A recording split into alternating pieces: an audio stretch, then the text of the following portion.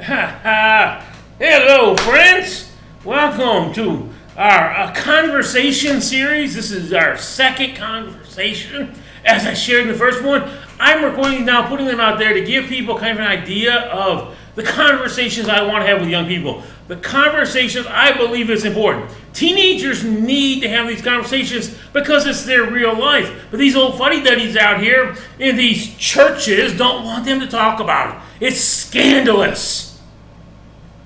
Oh, you can't talk about that. You can't mention the word sex. You can't mention the word homosexuality. You can't talk to kids about drugs. Why not?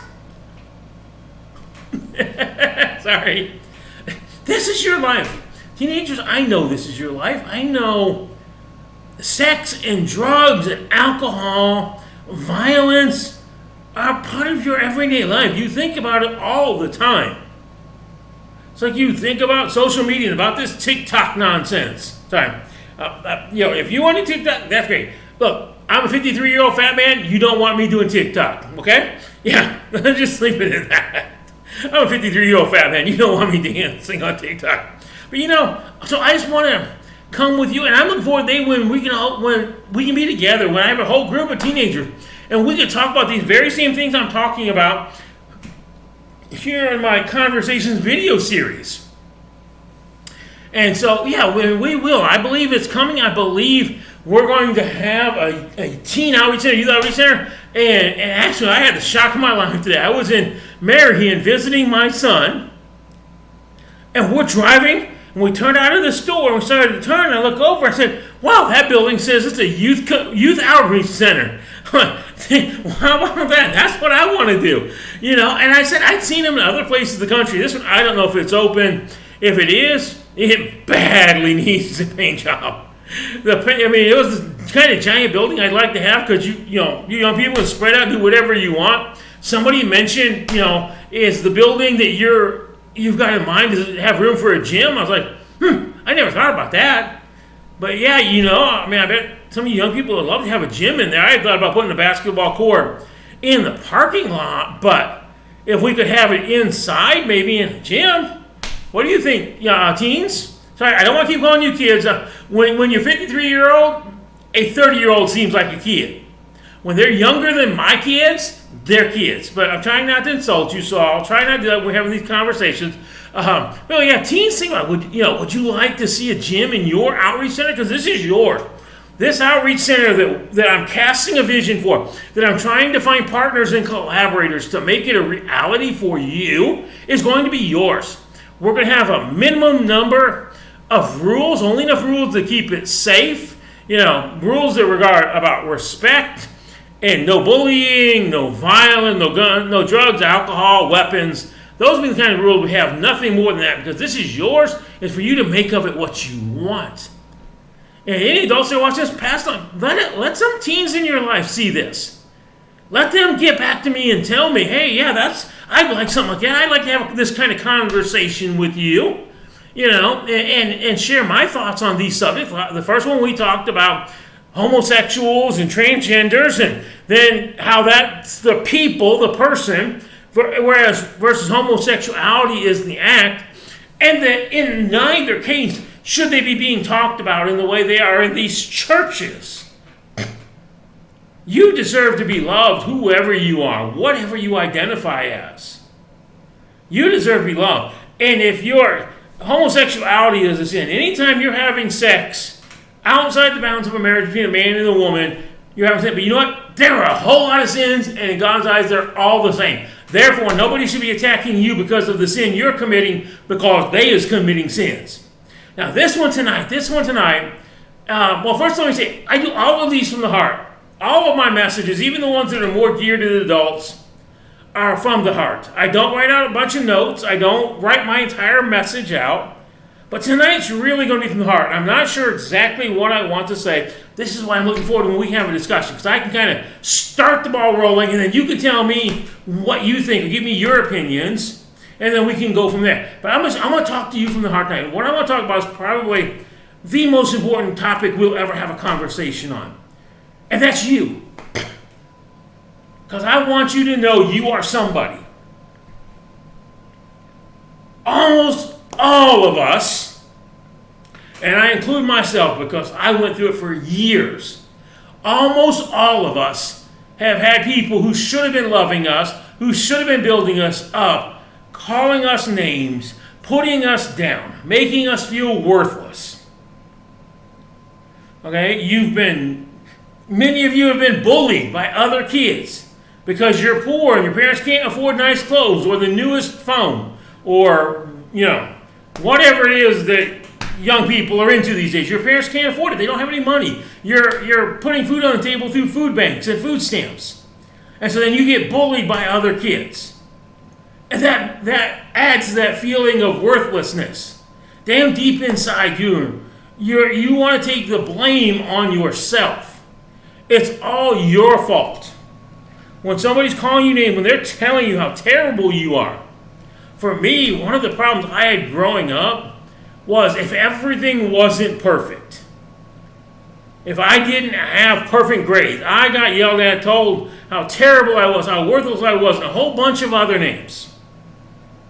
And I guess I should explain, I have an extremely high intelligence level. I've tested at the genius level. Okay, but because of all the problems I had, and because of all the mental illnesses that came from all that abuse, and I'm very open, you're going to hear me talk a lot about how, I beat abuse. I beat the people that were trying to defeat me, destroy me, and that's what I want for you. I want you to beat the people that are trying to destroy you. That's why I'm having these conversations. And I'm being so frank and open. I will always be as honest with you as I possibly can be on any topic. If we need to discuss sex, we'll discuss sex. I'll be as open and honest with you about it as I can. If you want to know about drug use, about some of the stuff I did, some of the stuff my brothers did, I had a younger brother with sniffing glue by the time he was 8 years old. I'm going to be honest with you. And I hope once we start having conversations in person, you'll be honest with me. But you know what I want you to understand is you are somebody. Whoever was telling you these negative things, whoever's calling you names, putting you down, telling you you can't do something, they are a liar. You are somebody. Whoever has made you feel invisible, like a ghost. I had done, before COVID hit, we had started a group therapy session with 5 men, I think was supposed to be. I don't know if we ever actually all got together in the same room. But one of them, in the first session, one of the men said he felt like a ghost, that he felt invisible. And immediately I was like, that's what I've been trying to say. Because that's how I had always felt. Even when I got around the people that cared for me, the people that saved me and got me out of the life I was in, I still felt like a ghost most of the time because they didn't pay attention. And many of you feel that way. You've been made to feel like you're a ghost, like you don't even exist unless they want something or unless they want to hit you or molest you or make you do the chores. That's the only time anybody at home seems to pay attention to you. And again, I know that because that was my life. So I know what it's like to be an emotionally abused child. And none of you have to say, and you don't have to comment back on this or email back at info. You can if you want. You can email info@remnantfw.com if you want to talk. But you don't have to. I just want you to think inside yourself. Is that how I'm feeling? Does that describe one of the problems that I have? That I feel like I'm a ghost. When I'm home, when I'm around my family, the only time they pay attention to me is for something bad. They want to yell at me. They want to hit me.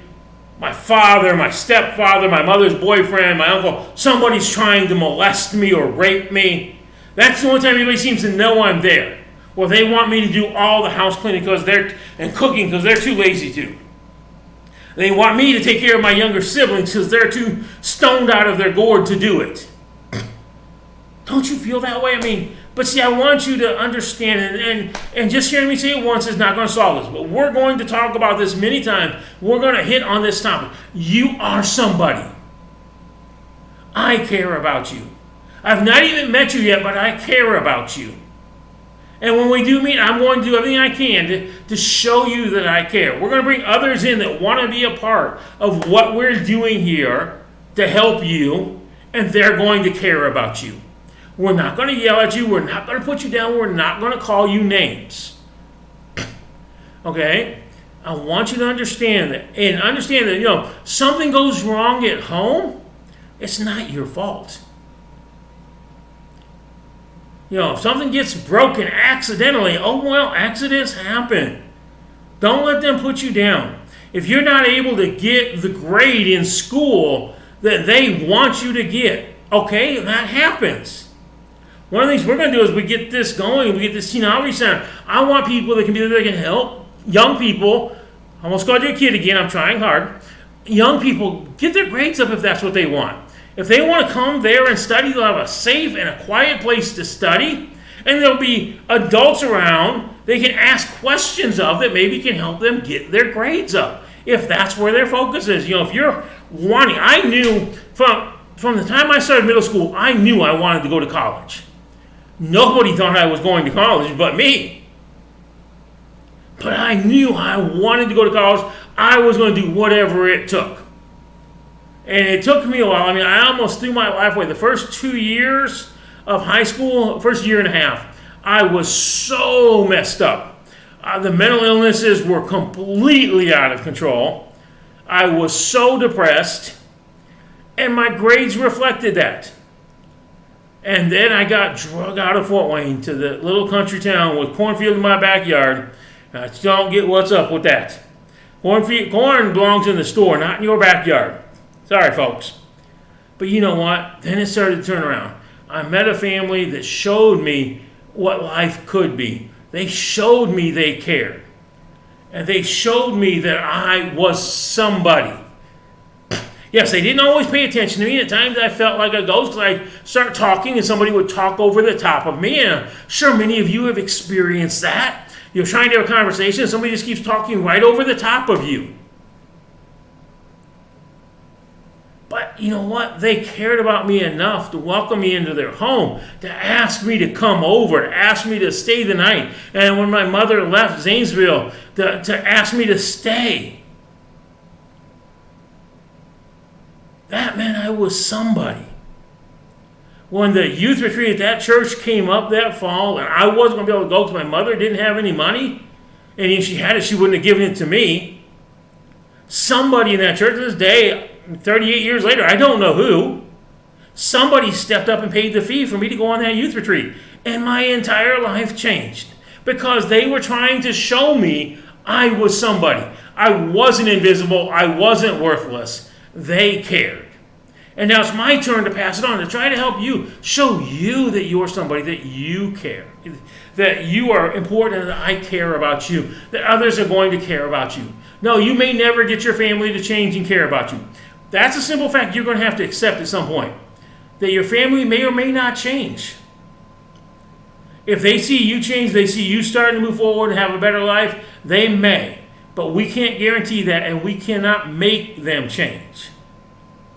Okay? So the first thing I want you to understand, no matter what you've been told, negative, it's not true. We're going to talk to you. We're going to love you. We're going to care about you and help you reach that point where you can accept that deep in your heart. You're hearing it, but you need to get that. And I want to hear, people, anybody that wants to share about how you've been put down, how you've been attacked, how it made you feel. Because that's what's important. How does hearing those words make you feel? Me, it always made me feel more depressed.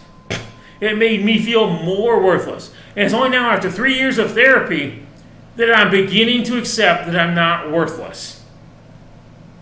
I'm a good person who does great things for other people. This is a Saturday afternoon. I've been on the go all day. I started my morning feeding the homeless breakfast. And then I drove an hour away to help my son with something. And then I came home and took someone to the grocery store. And then I visited, that's what good people do. And many of you who have been told how bad you are, you're actually good people. You're doing those things. And that's a good thing. And I want you to know that you're good. And there is a lot of good in you.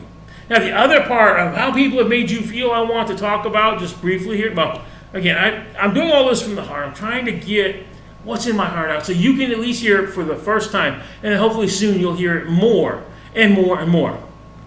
You are not Okay, read that word with me. Not to blame. When adults do these terrible things to us, our first reaction is it's our fault. We are to blame. When we get the crap beat out of us, it's our fault. I must not have been good enough. And this applies both to teens that are children and teens that are being abused, and women, well, sometimes men, but mostly women in domestic violence situations. When these things are happening, you always want to think that it's my fault. I'm to blame. And usually the abuser will say that to you. They'll try to convince you that, especially if they want you to keep quiet. And it's not just physical abuse when they're beating you. This goes for if you're being molested or raped. And let me tell you right now, if you are a child, anything under 18, and you are having sex with a teenager or an adult. A teenager, if you're already a teen, let's say another teen is at least 4 years older than you. But if you're a small child having sex with a teen, okay, that's molestation. That is rape. That is child abuse.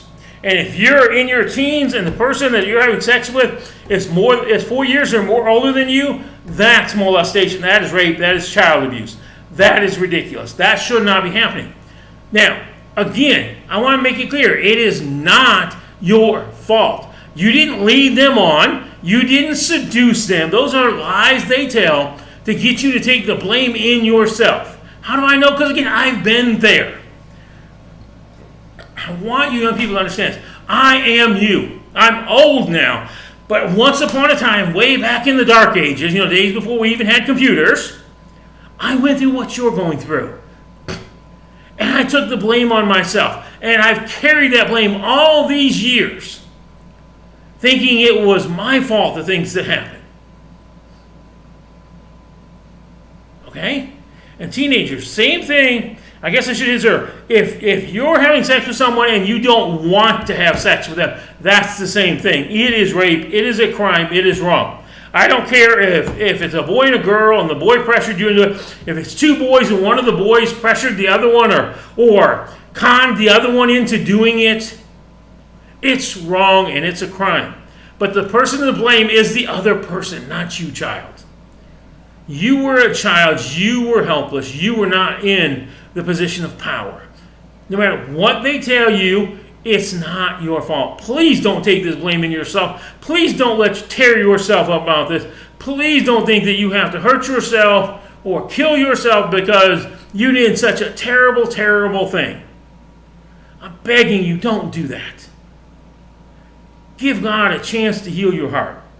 And one of the things I've said at the beginning, I've told everybody I'm trying to partner with, this is not a church thing. But this is inspired by my faith. I have strong faith because I know that Jesus is the one that was responsible for saving me and turning my life around. So I'm going to occasionally talk about it, but I will never ask you to go to church. I will never ask you to go to a youth group. I will never ask you to get saved or do anything else religious. I'm simply going to tell you when something impacts me that has to do with my faith, I will tell you so. So we're basically, I call it a faith-inspired work. We're inspired to do this because my faith helped me overcome what you're going through, and it has helped me through the last 3 years of therapy. Okay? And so, but yeah, God can heal you if you let him. If that's what you want, if you want to talk to God, not in this religious way, not in the way these churches do it. If you want to have an honest conversation with God, I'll talk to you privately sometime if you come up to me and say so. If not, that's fine. But God can heal you. You can heal yourself. There's many ways out there. There's wonderful therapists out there that specialize in this. If that's what you want, if that's how you want to get better, but do not let what somebody else is doing to you tear you up. As far as blame goes, now it's going to do emotional damage to you. If somebody is molesting you, if somebody is raping you, if someone, boy or girl, boys get molested, boys get tricked into having sex or forced into having sex just like girls do. And I know some of you are probably snickering right now thinking that's not possible, but it is. And it's not the boy's fault. And it tears you up emotionally. But the one area I don't want is, I don't want you taking blame on yourself. I don't want you saying, it's my fault. I did this. Because you are a good person, and bad people are doing bad things to you, and one day you're going to win the victory over them. I don't like that word survived. I like the word victory. I'm a victor over abuse. I'm a victor over those who tried to destroy my life, and I want that for you. Okay? So I want you to think about that this week. I want you to think about that you are somebody. People see you. People care about you. They want you to succeed. It may not be the ones you're living with. It may not be the ones you go to school with or hang out, wherever kids hang out these days, Starbucks or wherever. But there are people out there that are going to care about you and want to see you succeed. And we're hoping to bring you in where you meet them. Okay, so don't feel bad that you're alone. Nobody sees you. Nobody cares. And don't take the blame onto yourself when a bad person has done something bad to you. That's my advice. That's our conversation. And so I want you to think about that. Again, if you want to discuss it more, you can put a comment here on this on the video and ask me to reach out to you. You can send an email to info@remnantfw.com and I will get back to you. Adults, parents, if you're watching this, take both this one and the first one and let a teen that you know watch them. Ask them to watch them. You watch it with them. Then ask them what their honest opinion is. There are a lot of nice families where nothing bad ever happened, and you cannot even imagine what these children go through. And so if you're watching these conversations, if you're hearing this, I hope that gets you thinking about, okay, how lucky is my child that he had the kind of family he had? And what can we do to help somebody else? Okay, thank you. And I look forward to talking to you again soon. I hope you have a really good night. Goodbye.